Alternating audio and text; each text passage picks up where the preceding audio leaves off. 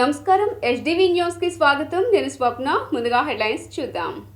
ఒంగోలులో నిరుపేదలకు ఇళ్ల పట్టాలు పంపిణీ చేసిన సీఎం జగన్, చంద్రబాబుపై తీవ్రస్థాయిలో విమర్శలు చేసిన సీఎం, 100 మంది సినిమా విలన్ల కన్నా చంద్రబాబు చేసిన దుర్మార్గమే ఎక్కువ అని ధ్వజం.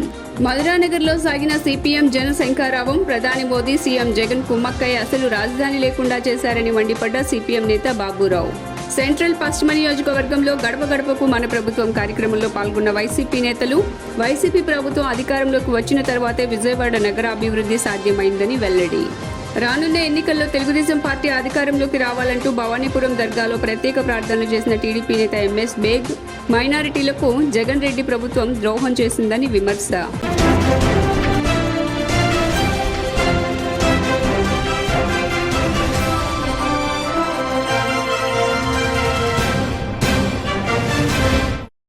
ఇక డీటెయిల్స్ చూస్తే 100 మంది సినిమా విలన్ల కన్నా బాబు దుర్మార్గమే ఎక్కువ అని సీఎం జగన్మోహన్ రెడ్డి అన్నారు.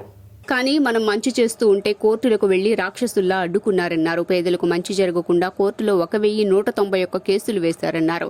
చంద్రబాబు కుట్రలను అధిగమించి పేదలకు ఇళ్ల పట్టాలు ఇస్తున్నామన్నారు. ఇప్పటికీ కూడా ఇళ్ల స్థలాలను అడ్డుకునేందుకు చంద్రబాబు కేసులు వేశారని చెప్పుకొచ్చారు. ముఖ్యమంత్రి జగన్ నేడు ఒంగోలులో 21,000 మంది అక్క చెల్లెమ్మలకు ఇళ్ల పట్టాలను పంపిణీ చేశారు. అలాగే ఒంగోలులో మంచినీటి పథకాన్ని కూడా ప్రారంభించారు. 231 కోట్లు విలువ చేసే భూమిని అక్క చెల్లెమ్మలకు ఇచ్చారు. ఇవాళ ఇక్కడ నుంచి జరుగుతూ ఉంది. ఏకంగా 31 లక్షల పేదలకు ఇళ్ల పట్టాలను పొజిషన్ సర్టిఫికెట్ల రూపేణా అయితేనేమి, అన్డివైడెడ్ షేర్ ఫ్లాట్ల రూపేణా ఇచ్చే కార్యక్రమం అయితేనేమి, డి పట్టాల రూపేణా ఇచ్చే కార్యక్రమం అయితేనేమి, దేశ చరిత్రలో తొలిసారిగా ఈ రకంగా 31 లక్షల పేదలకు మంచి జరిగిస్తూ రాష్ట్రంలో పేదలందరికీ ఇళ్ల స్థలాలు ఇచ్చే విషయం కానివ్వండి, వారికి శాశ్వతంగా మేలు చేసే అడుగులు వేసే విషయంలో కానివ్వండి, ఇళ్ల నిర్మాణం విషయంలో కానివ్వండి, గత ప్రభుత్వానికి ఇదే దుర్మార్గం. పేదల ఇంటి నిర్మాణాన్ని అడ్డుకుంటూ కేసులు వేయించడం ఆయనకు సహజ అలవాటుగా కూడా మారింది. ఇవన్నీ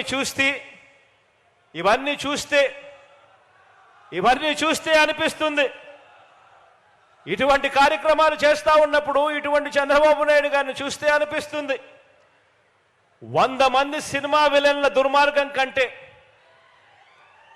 100 మంది సినిమా విలన్ల దుర్మార్గం కంటే పురాణాలలో మనం కథలుగా విలన్లుగా చెప్పుకునే రాక్షసులందరికంటే కూడా ఒక్క బాబు దుర్మార్గం వీళ్ళందరి విలన్ల కంటే ఎక్కువే అని చెప్పి కూడా ఇటువంటి అన్యాయాలు చేస్తా. విజయవాడలో సిపిఎంను గెలిపించండి, ప్రజావాణిని అసెంబ్లీలో వినిపించండి అని సిహెచ్ బాబురావు పిలుపునిచ్చారు.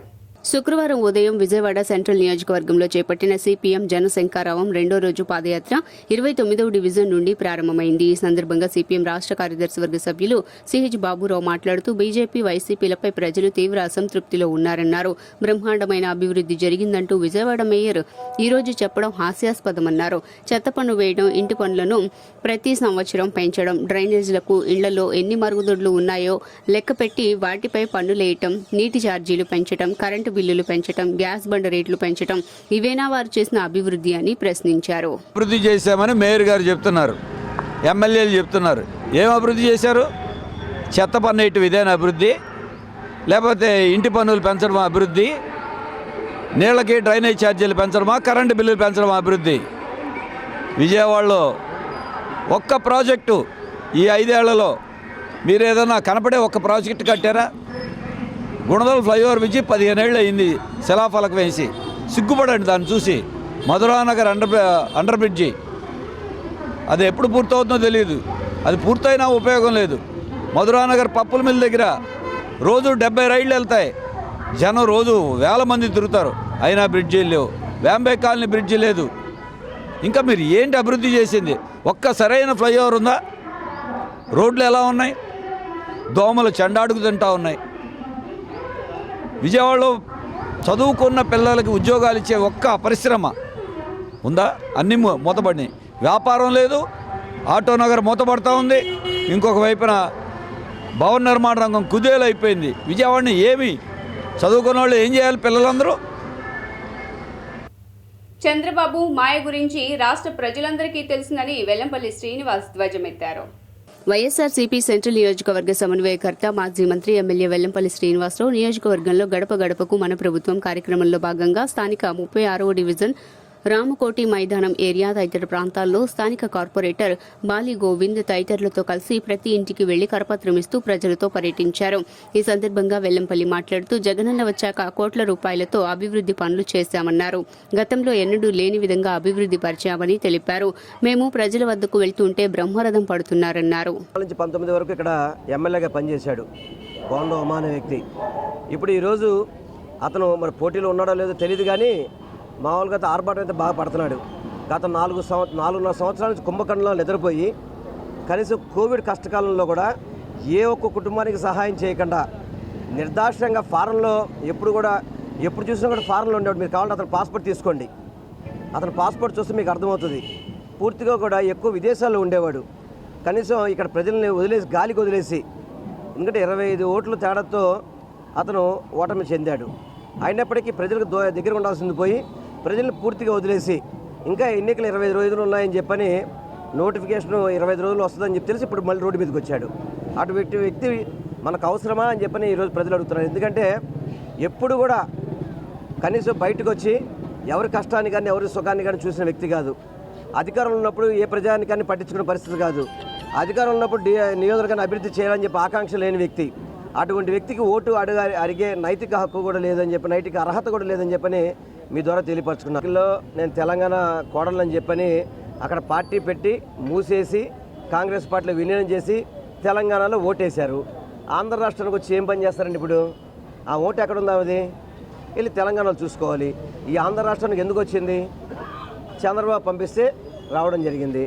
అందుకని షర్మిల గారి గురించి మాట్లాడడం అనేది అంత నాకు ఇష్టంగా కూడా లేదు. ఎందుకంటే ఆమె ఆల్రెడీ చంద్రబాబు మాయలో పడిపోయింది. చంద్రబాబు బూటకాలు నమ్ముతుంది. తప్పకుండా కొద్ది రోజుల్లో తెలుసుకుంటుందని చెప్పని మాత్రం నేను చెప్తున్నాను. మీకు ఇప్పుడు ఆమె 14 ఏళ్ళు ముఖ్యమంత్రి చేసింది. వాళ్ళ భర్త చంద్రబాబు నాయుడు గారు. అమ్మ భువనేశ్వరమ్మ, మీకు 14 ఏళ్ళు ముఖ్యమంత్రిగా చేశాడు మీ ఆయన. ఎప్పుడైనా పిల్లల చదువుల కోసం అమ్మ ఒడి ఇద్దామని చెప్పి అనుకున్నాడా? 45 ఏళ్ళు దాటిన ప్రతి మహిళకి చేయూతిస్తున్నాడు. మీరు ఎప్పుడైనా ఆలోచన చేశారా? అదేవిధంగా మన స్కూల్స్ని నాడు నేడు అనే బాగు చేస్తున్నాడు. మీరు ఎప్పుడైనా చేశారు అట్లాగా? హాస్పిటల్స్ని నాడు నేడు అని చెప్పి ఈరోజు ప్రైవేట్ హాస్పిటల్ ధీటుగా డెవలప్ చేస్తున్నారు. మీరు ఎప్పుడైనా చేశారా? ఇన్ని చక్కటి కార్యక్రమాలు, చిన్న పిల్లల నుంచి పెద్ద అవాతాతల వరకు ఇంత కార్యక్రమాలు గెలుచుకున్నారంటే ఆనాడు ప్రజలకి ఎంత ధైర్యాన్ని ఇస్తే ఆ రోజు 151 సీట్లు ఇచ్చారో మనందరం కూడా అర్థం చేసుకోవాలి. అదేవిధంగా రేపు ఏదైతే 2024లో జరిగేటువంటి ఎలక్షన్స్లో మరి 175 నియోజకవర్గాలు జగన్మోహన్ రెడ్డి గారు వస్తాయనేటువంటి ఆకాంక్షతో ఉన్నారు. ఎందుకంటే వస్తాయనేటువంటి ధీమా ఎందుకు చెప్తా ఉన్నారంటే జగన్మోహన్ రెడ్డి గారు మేము చేసేటువంటి అభివృద్ధి సంక్షేమమే. సంక్షేమం కోట్ల రూపాయలు ఎవరిచ్చారండి? తెలుగుదేశం నాయకులు. నిజంగా జగన్మోహన్ రెడ్డి గారి గురించి ఆ 40 ఏళ్ల ఇండస్ట్రీ అనేటువంటి చంద్రబాబు నాయుడు సిగ్గుపడాలా. ఎందుకంటే సీఎం పరిపాలన పట్ల ప్రజలు సంతోషం వ్యక్తం చేస్తున్నారని షేక్ ఆసిఫ్ అన్నారు. పశ్చిమ నియోజకవర్గం 48వ డివిజన్ అత్తులూరి ఆదిలక్ష్మి పెదబాబు ఆధ్వర్యంలో గడప గడపకు మన ప్రభుత్వం కార్యక్రమం జరిగింది. ఈ కార్యక్రమంలో వైసీపీ ఇన్ఛార్జి షేక్ ఆసిఫ్ ప్రతి గడపకు తిరుగుతూ స్థానికుల నుండి సమస్యలను అడిగి తెలుసుకోవడంతో పాటు ప్రభుత్వం నుండి అందుతున్న సంక్షేమ లబ్ధిని వివరించారు. ఈ సందర్భంగా ఆయన మాట్లాడుతూ ఈ డివిజన్లో అన్ని ప్రాంతాల్లో పర్యటించామని, 15 కోట్లు వెచ్చించి అభివృద్ధి పనులు చేశామని, స్థానిక కార్పొరేటర్ చొరవతో స్థానిక సమస్యలు కూడా పరిష్కరించామని ఆయన తెలియజేశారు. జగనన్న సంక్షేమ పథకాల వల్ల ప్రజలు బ్రహ్మరథం పడుతున్నారని అన్నారు. పేదలకు ఇస్తేనేమో వాళ్ళకేమో ముంచేశారు, అవగొట్టేశారు, శ్రీలంక చేసేస్తున్నారని చెప్తున్నారు. మరి ఆ రోజుల్లో హామీలు ఇచ్చి హామీలు నెరవేర్చినప్పుడు ఇదే జనసేన నాయకులు ఏం చేశారు? మళ్ళీ ప్రశ్నిస్తా అని చెప్పి రాజధాని రైతులకు ఏం చేశారు? ఈరోజు చంద్రబాబు నాయుడికి ప్రశ్నించలేక వైఎస్ఆర్ కాంగ్రెస్ పార్టీ జగన్మోహన్ రెడ్డి గారిని ప్రశ్నిస్తున్నారు. అంటే సంక్షేమ పథకాలు పేదలకు వెళ్ళడం మీకు ఇష్టం లేదు. మీరు అభివృద్ధి చేసే ప్రభుత్వాన్ని, సంక్షేమ పథకాలు ఇచ్చే ప్రభుత్వాన్ని మీరు మాట్లాడుతున్నారంటే మీరు అసలు ప్రజాక్షేమం కోరేవారు కాదు. మళ్ళీ మీరు ప్రశ్నించాలనుకుంటే చంద్రబాబుని ప్రశ్నించండి. చంద్రబాబు ఏ విధమైన అభివృద్ధి చేశాడు, ఏ విధమైన మా హామీలు ఇచ్చాడు, ప్రజలకి ఏ ఒక్క ఇల్లు ఇచ్చిన పాపాన పోలా. పసుపు కుంకుమ అని చెప్పేసి వాళ్ళు కాల్మనీ డబ్బులతో తీసుకొచ్చి ఇళ్ళకి డబ్బులు కడితే ఆ దోచుకున్నప్పుడు లేవని నోరులు ఇప్పుడు లేచి మాట్లాడుతున్నాయంటే దీన్ని బట్టి అర్థం చేసుకోవాలి. చంద్రబాబు నాయుడు అని చెప్పేసి మీరు తాపత్రయపడుతున్నారు. ఇప్పుడు దాకా ఒక 175కు 175 స్థానాలు ఏ ఒక్క పార్టీ కూడా మీరు నిలబెట్టలేకపోయారు. మీ యొక్క అభ్యర్థుల్ని మీరు కేవలం పొత్తుల కోసం పాకులాడుతున్నారే తప్ప మీరు ఏ ఒక్కళ్ళు కూడా ప్రజాక్షేత్రంలో వచ్చి మేము ప్రజలకి ఈ మేలు చేస్తాం, ఇగో మా మేనిఫెస్టో ఇదని చెప్పట్లా. జగనన్న ఇచ్చే పథకాలకి కాపీ కొట్టి మేము కూడా ఇస్తాం అంటున్నారు. జగనన్న పథకాలు ఇస్తేనేమో శ్రీలంక అంటున్నారు, వాళ్ళు వచ్చి ఇచ్చే పథకాలకి సింగపూర్ అంటున్నారు. దీన్ని మీరు అర్థం చేసుకోండి. ఇది కేవలం జరుపుకుంటున్నారు జన్మంతా. మేము చేసిన జగనన్న వచ్చిన పథకాలు కానీ ఇచ్చిన పథకాలు కానీ ఇచ్చిన అభివృద్ధి కానీ అన్నీ కూడా చాలా బాగా చేశారమ్మా. మీ ఓటు జగనన్నకే వేస్తాం, మేము జగనన్నని గెలిపించుకుందాం, మనం జగనన్ననే రప్పించుకుందాం. మన డీజిల్లో జగనన్న జెండా ఎగరాల్సిందే మళ్ళీ మూడోసారి అని అందరూ కంటగా పరంగా చెప్తున్నారు. అందరూ కూడా మా ప్రజలంతా కూడా చాలా సంతోషంగా ఉన్నారు. ప్రతి మైనారిటీలకు జగన్ రెడ్డి ప్రభుత్వం ద్రోహం చేసిందని టీడీపీ మైనారిటీ నేత ఎంఎస్ బేగ్ ఆగ్రహం వ్యక్తం చేశారు. రాష్ట్రం బాగుండాలంటే, రాష్ట్ర అభివృద్ధి జరగాలంటే తెలుగుదేశం జనసేన ప్రభుత్వం ఏర్పడాలని, నారా చంద్రబాబు నాయుడు ముఖ్యమంత్రి అవ్వాలని శుక్రవారం భవానీపురం గాలిబ్ షాహీద్ దర్గా నందు ప్రార్థనా కార్యక్రమం జరిగింది. ఈ కార్యక్రమంలో టీడీపీ మైనారిటీ నేత ఎంఎస్ బేగ్ దర్గా నందు ప్రత్యేక ప్రార్థనలు చేశారు. అనంతరం ఆయన విలేకరుల సమావేశంలో మాట్లాడుతూ ఆంధ్ర రాష్ట్రంలో జరుగుతున్న అరాచకాల్ని అరికట్టడానికి, రాష్ట్ర ప్రయోజనాల కోసం, రాష్ట్ర భవిష్యత్తు కోసం మంచి నాయకత్వం రావాలని చెప్పి టీడీపీ జనసేన కూటమి బలపడాలని ప్రత్యేక ప్రార్థనలు చేశామని అన్నారు. పట్ల జగన్మోహన్ రెడ్డికి చిత్తశుద్ధి ఏ రకంగా ఉందని అడుగుతా ఉన్నా. ఇంకోటి, గతంలో మేమందరం కూడా మైనార్టీస్ మీద ఆపదొస్తే 25 ఎంపీలు ఇవ్వమని జగన్మోహన్ రెడ్డి అడిగాడు. ఆ రోజు 22 మంది ఎంపీలను ఇచ్చారు, 6 రాజ్యసభలను ఇచ్చారు. ఆయన కూడా కనీసం మైనార్టీ సబ్జెక్ట్స్ మీద, ఈ మధ్యకాలం యూసీసీ మీద కూడా జగన్మోహన్ రెడ్డి ఒక మాట కాదు కదా, ఒక స్టేట్మెంట్ కూడా ఇవ్వలేదు. ఈయన మైనార్టీస్ గురించి మాట్లాడతాడు. మైనార్టీస్ మా డిఎన్ఏలో ఉందంటాడు. డిఎన్ఏలో కాదు, నీది ఉంది. నువ్వు మైనార్టీస్ని ద్రోహం అంటే నా పట్ల ఉన్నారు, నా మైనార్టీస్ అంటావు.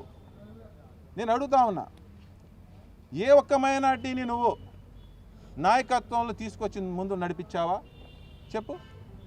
తెలుగుదేశం పార్టీ లాల్ జాన్ బాషా లాంటి వాళ్ళని ముందుకు తీసుకొచ్చి పార్లమెంట్లో కూర్చోబెట్టింది. మనందరికీ తెలుసు కదా, అమరావతి సబ్జెక్ట్ వచ్చినప్పుడు ఏ రకంగా షరీఫ్ గారిని అక్కడ తీసుకొచ్చి పెట్టి అమరావతిని కాపాడిన ఘనత తెలుగుదేశం పార్టీది. ఈరోజు మైనార్టీస్ నాయకత్వాన్ని ముందుకు తీసుకెళ్తుంది తెలుగుదేశం పార్టీ. మైనార్టీస్ దేశానికి అన్నం పెట్టే రైతులను కేంద్ర ప్రభుత్వం బలి తీసుకునే విధంగా వ్యవహరిస్తోందని సిఐటియు నాయకులు సత్యబాబు మండిపడ్డారు. కనీస మద్దతు ధర కోసం రైతులు పోరాటాలు చేస్తూ ఉంటే బాష్పవాయువులు ప్రయోగించడం దుర్మార్గమన్నారు. రైతులపై హర్యానాలోని బీజేపీ ప్రభుత్వ దాడులను వ్యతిరేకిస్తూ విజయవాడ వన్ టౌన్లో సిఐటియు ఆధ్వర్యంలో నిరసన కార్యక్రమాన్ని చేపట్టారు.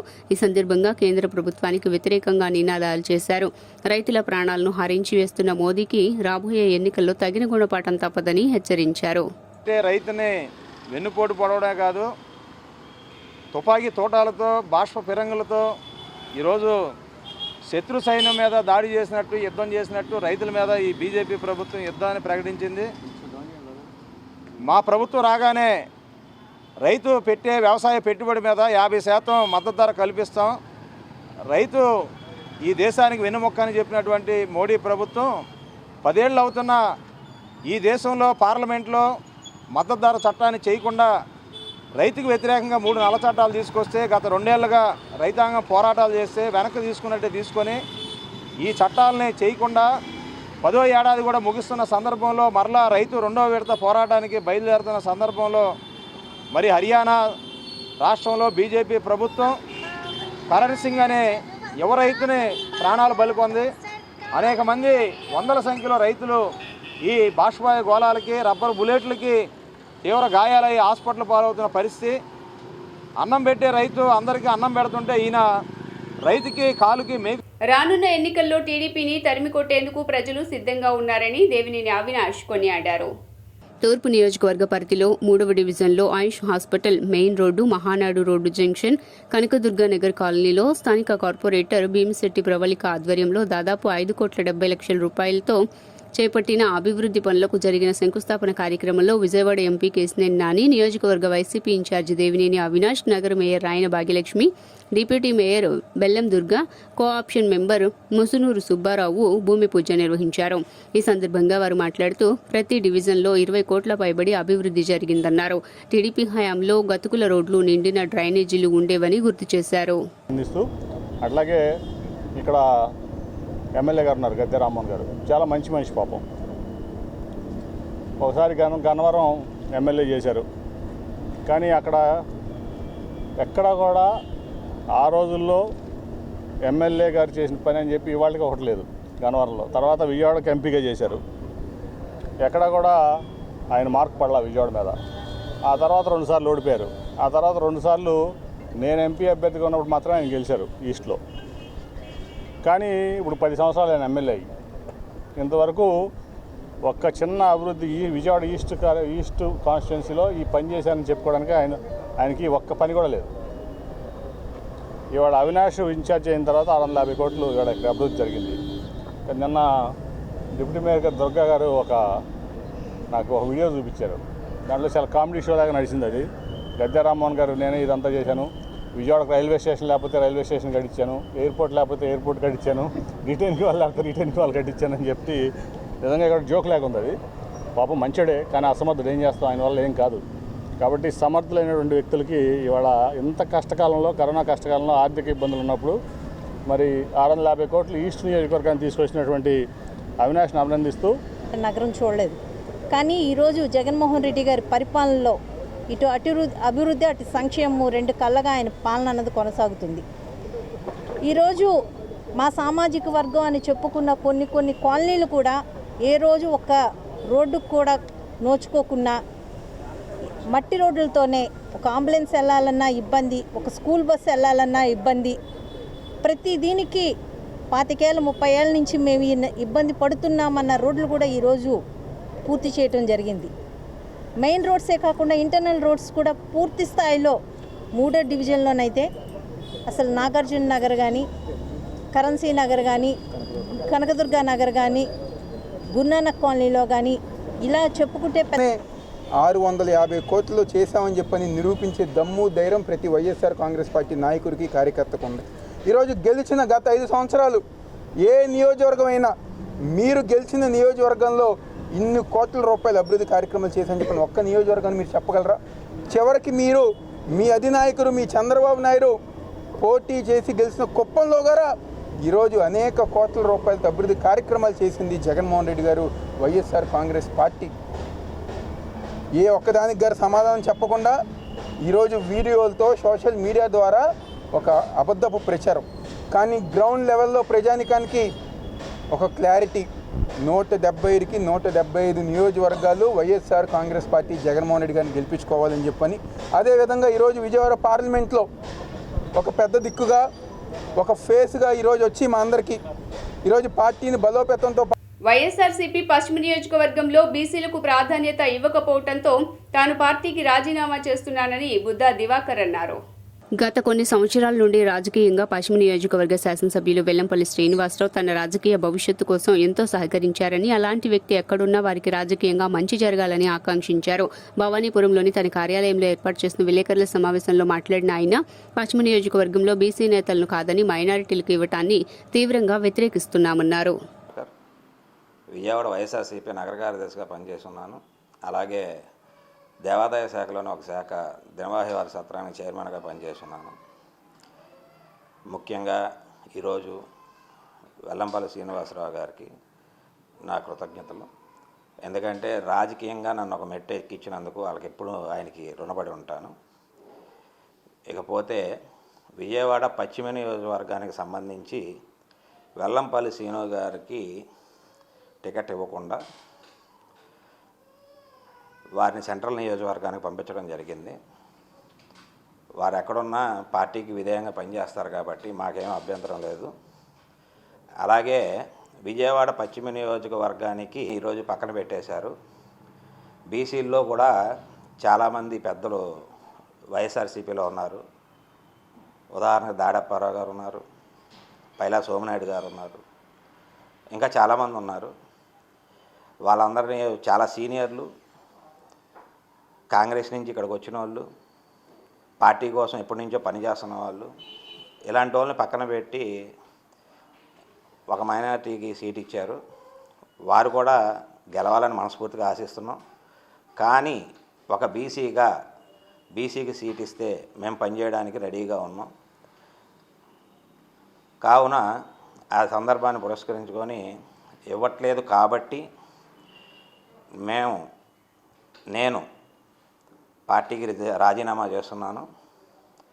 అలాగే బీసీకి సీట్ ఇస్తే మళ్ళీ రెపరెపలాడాలని కాంక్షిస్తున్నాను వైఎస్ఆర్సీపీ జెండా.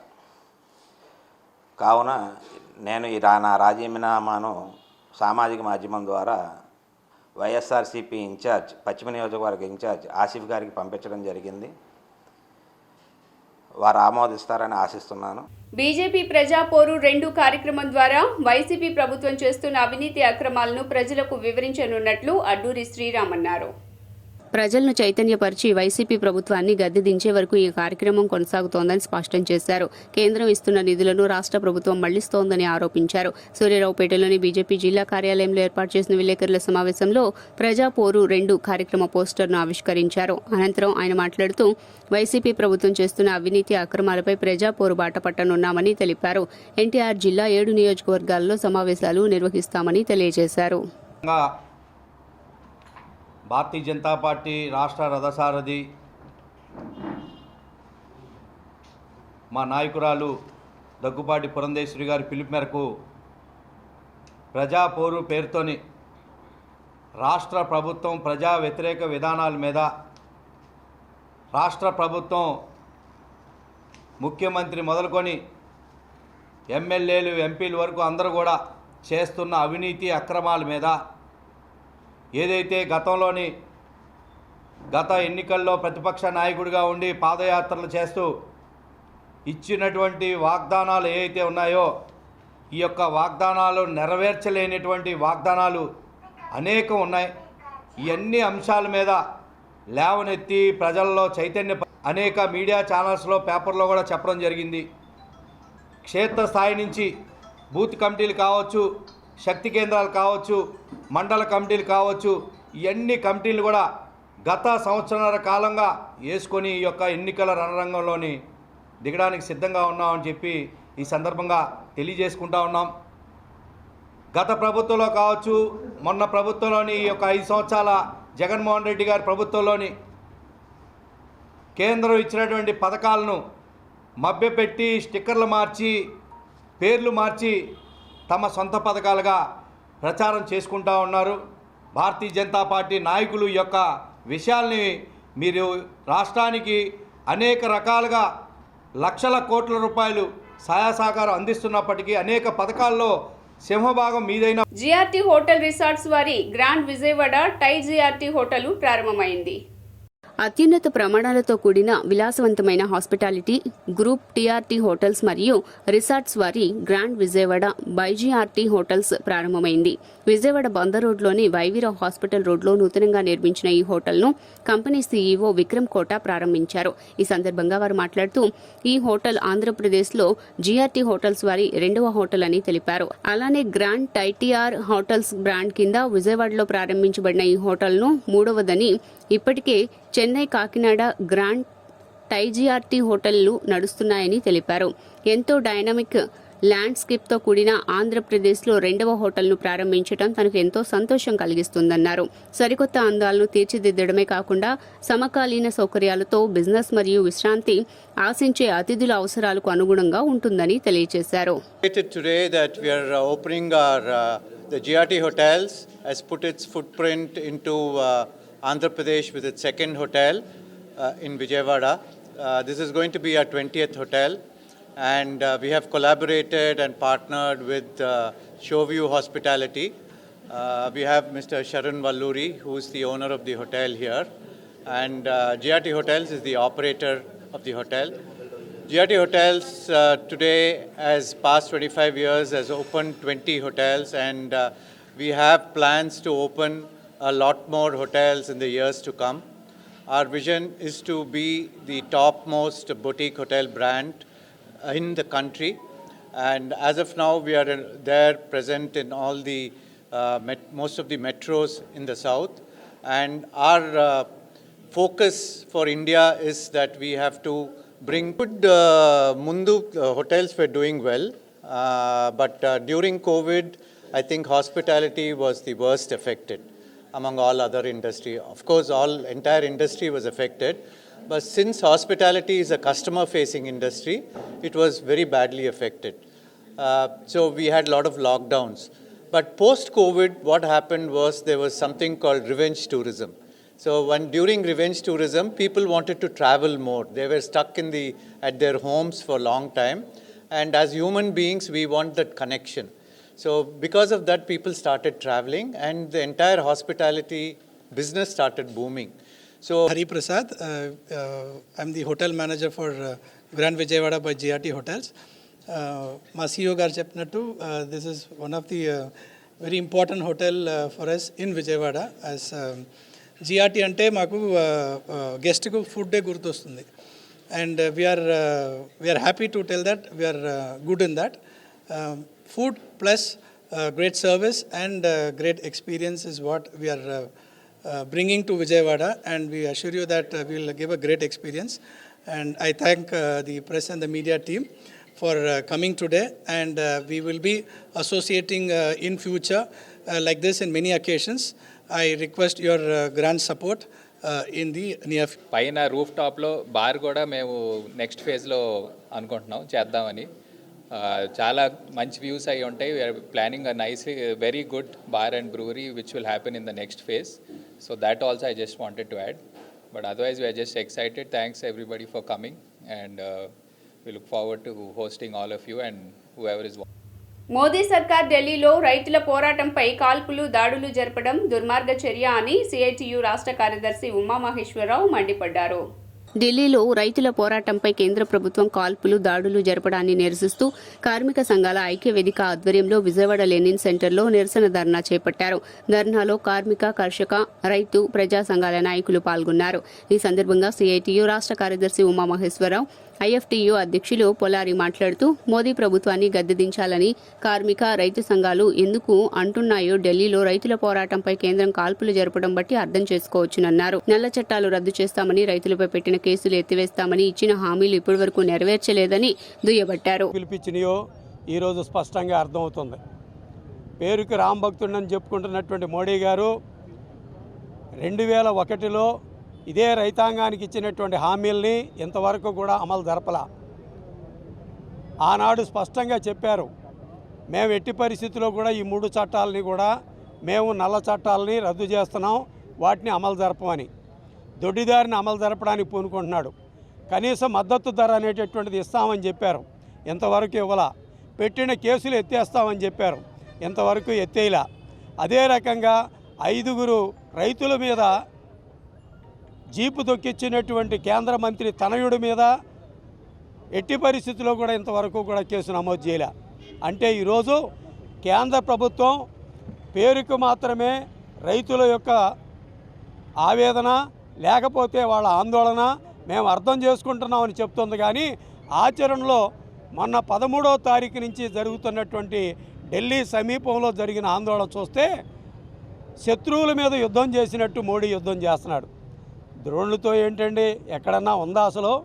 తుపాకులు. ఆ హామీని అమలు చేయమని ఈరోజు కోరుతున్న రైతుల మీద బీజేపీ ప్రభుత్వం దుర్మార్గంగా కాల్పులు జరిపింది. ఎవరైతే చనిపోయారు. ఈ యొక్క చర్యకి నిరసనగా దేశవ్యాప్తంగా ఈరోజు ఆందోళన జరుగుతూ ఉంది. ఏదైతే హామీలు ఇచ్చారో 750 మంది అమరులకి ఎక్స్గ్రేషియా ఇవ్వాలని, అదే రకంగా మద్దతు ధర ప్రకటించాలని, విద్యుత్ బిల్లులు వెనక్కి తీసుకోవాలని కోరుతూ ఈ యొక్క ఆందోళన జరుగుతోంది. అంతేకాకుండా నిన్న ఏదైతే కాల్పులు జరిపి రైతు హత్యకి కారకులయ్యారో ఆ హర్యానా పోలీసుల మీద మరి ఏదైతే కేసు నమోదు చేసి అరెస్ట్ చేయాలని డిమాండ్ చేస్తున్నాం.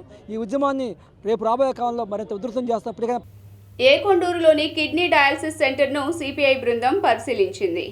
ఏకొండూరు గంపలగూడెం మండలంలో ఎన్టీఆర్ జిల్లా సిపిఐ కార్యదర్శి దోనెపూడి శంకర్ ఆధ్వర్యంలో పర్యటించిన సిపిఐ నాయకులు ఏకొండూరులోని డయాలసిస్ సెంటర్ని పరిశీలించి రోగులను పరామర్శించారు. దోనెపూడి శంకర్ గంపలగూడెం మండలం ముల్లంకలో గత 2 రోజుల క్రితం మృతి చెందిన డయాలసిస్ పేషెంట్ కిడ్నీ వ్యాధిగ్రస్తుడు నాగబత్తిన కృష్ణ కుటుంబ సభ్యులకు ప్రగాఢ సానుభూతిని తెలిపి పరామర్శించారు దోనెపూడి శంకర్.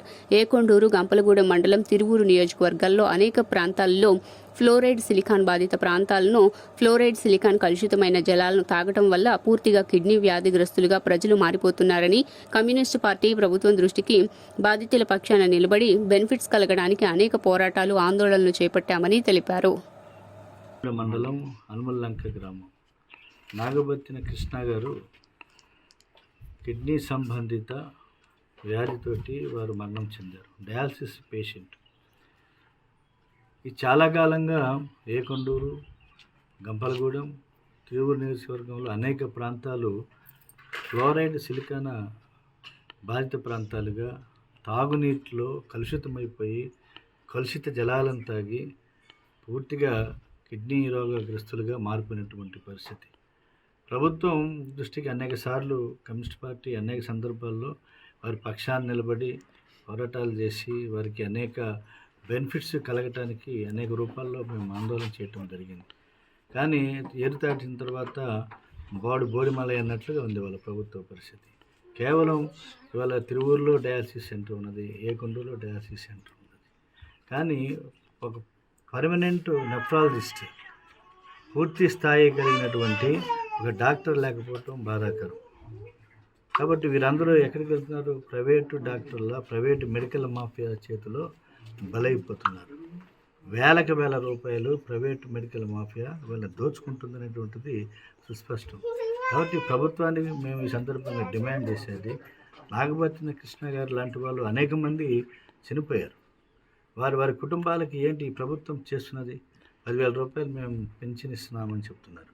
పింఛన్ ఒక డయాలసిస్ పేషెంట్స్కి కాదు, మొత్తం డయాలసిస్తో సంబంధం లేకుండా ఎవరికైతే. అంతర్జాతీయ మాతృభాష దినోత్సవ వేడుకలు విజయవాడలో ఘనంగా జరిగాయి. అంతర్జాతీయ మాతృభాష దినోత్సవం సందర్భంగా గాంధీనగర్ ప్రెస్ క్లబ్ నందు తొలి తెలుగు శాసనకర్త ముత్తురాజు ధనంజయుడికి తొలి తెలుగు దివ్య తెలుగు మహాటాల అధ్యయన సంఘం ఆంధ్రప్రదేశ్ వ్యవస్థాపక అధ్యక్షులు సివిఎస్ఎన్ రాజు, అధ్యక్షులు నగర మాజీ కార్పొరేటర్ శ్రీమతి పిల్లి లక్ష్మీ తులసి దంపతులు, ఆంధ్ర ఆర్ట్స్ అకాడమీ వ్యవస్థాపకులు గోళ్ల నారాయణరావు తదితరులు నివాళులర్పించారు. ఈ సందర్భంగా తొలి తెలుగు దివ్య వ్యవస్థాపక అధ్యక్షులు సివిఎల్ఎన్ రాజు మాట్లాడుతూ, ప్రతి సంవత్సరం ఫిబ్రవరి 21న అంతర్జాతీయ మాతృభాష దినోత్సవం నాడు తొలి తెలుగు శాసనకర్త ముత్తురాజు ధనంజయుడిని రాష్ట్ర ప్రభుత్వం అధికారికంగా నివాళులర్పించుకోవాలని ముఖ్యమంత్రి వైఎస్ జగన్మోహన్ రెడ్డికి విజ్ఞప్తి చేశారు.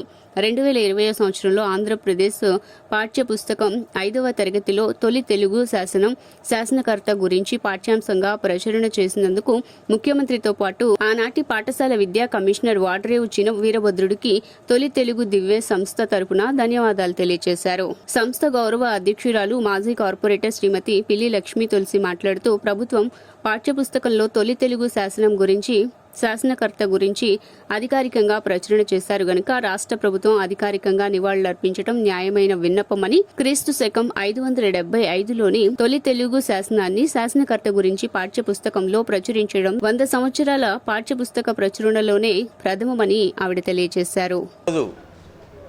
అంతర్జాతీయ మాతృభాషా దినోత్సవం సందర్భంగా మన మాతృభాషా దినోత్సవం తొలి తెలుగు శాసనకర్త, తెలుగు భాషకు ఆద్యులు ఎరికల ముత్తురాజు ధనంజయుడికి జయజయలు చెప్తా నివాళులు అర్పించుకున్నాం. క్రీస్తు శకం 575లోనే, అంటే దాదాపు 1500 సంవత్సరాల క్రితమే, ఆనాటి వరకు ఉన్న సంస్కృత ప్రాకృత భాషలను కాదని తమ తెగ భాష తెలుగుని తొలిగా ఆనాటి వరకు సంస్కృత ప్రాకృత భాషల శాసనాల్లో మాటలు మాత్రమే కనపడిన తెలుగు భాషకు సంపూర్ణ అక్షర రూపం కల్పించి తొలిగా వాక్య నిర్మాణం చేసి వ్రాత లేని తెలుగుకు రచన ప్రారంభించి తన రాజ్యం రేనాడులో తొలి. అలాగే ఎంతోమంది తెలుగు భాషకి తెలుగు భాషను అభివృద్ధి చేసిన వాళ్ళు అనేక మంది మహానుభావులు ఉన్నారు. అయితే 575వ సంవత్సరంలోనే తెలుగుకి ఒక అక్షర రూపం కల్పించి లిపి వాక్య నిర్మాణం చేసిన ఎరికల్ ముత్తరాజు దాదాపు 7,000 పైగా ఉన్న భాషల్లో అంతకుముందు ఇంకా ఎన్నో భాషలు ఉండేవి. ఈ రోజున ప్రతి భాష ఈ ఉపాధి కల్పించే భాష తప్ప మిగిలిన ఏ భాష కూడా అంత ఆదరణ పొందలేని పరిస్థితి ఉన్న సందర్భంలో కొన్ని భాషలు లిపి లేక అంతరించిపోతున్న సందర్భంలో దాదాపు 1500 సంవత్సరాల క్రితమే అప్పటికి తెలుగు భాష అనేది విస్తృతంగా ఉన్నప్పటికీ తొలి తెలుగు దివే ప్రధాన కార్యదర్శిగా వ్యవహరిస్తున్నాను. మనము ఈరోజు ఇలా మాట్లాడుకోగలుగుతున్నామంటే మన పూర్వీకులు మనకు ఇచ్చిన సౌలభ్యం వల్ల ఈ రకంగా మాట్లాడుకునే అవకాశం వచ్చింది. అంటే ఆ భాషని వాళ్ళు డెవలప్ చేయటం వల్ల మనం ఈరోజు ఇలా మాట్లాడుకునేది వచ్చింది. మాతృభాషని గౌరవించవలసిన ఆవశ్యకత, దాన్ని కాపాడుకోవాల్సిన ఆవశ్యకత మనందరికీ ఉంది. మనం తల్లిని ఎలా కాపాడుకుంటామో మన మాతృభాషను కూడా అదేవిధంగా కాపాడుకోవాలి. ఈరోజు వార్తలు ముగించే ముందు హెడ్లైన్స్ మరోసారి. ఒంగోలులో నిరుపేదలకు ఇళ్ల పట్టాలు పంపిణీ చేసిన సీఎం జగన్, చంద్రబాబుపై తీవ్రస్థాయిలో విమర్శలు చేసిన సీఎం, 100 మంది సినిమా విలన్ల కన్నా చంద్రబాబు చేసిన దుర్మార్గమే ఎక్కువ అని ధ్వజం. మధురానగర్లో సాగిన సిపిఎం జన శంఖారావం, ప్రధాని మోదీ సీఎం జగన్ కుమ్మక్కై అసలు రాజధాని లేకుండా చేశారని మండిపడ్డ సిపిఎం నేత బాబురావు.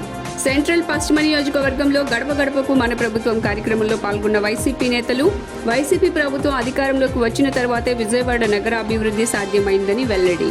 రానున్న ఎన్నికల్లో తెలుగుదేశం పార్టీ అధికారంలోకి రావాలంటూ భవానీపురం దర్గాలో ప్రత్యేక ప్రార్థనలు చేసిన టీడీపీ నేత ఎంఎస్ బేగ్, మైనారిటీలకు జగన్ రెడ్డి ప్రభుత్వం ద్రోహం చేసిందని విమర్శ.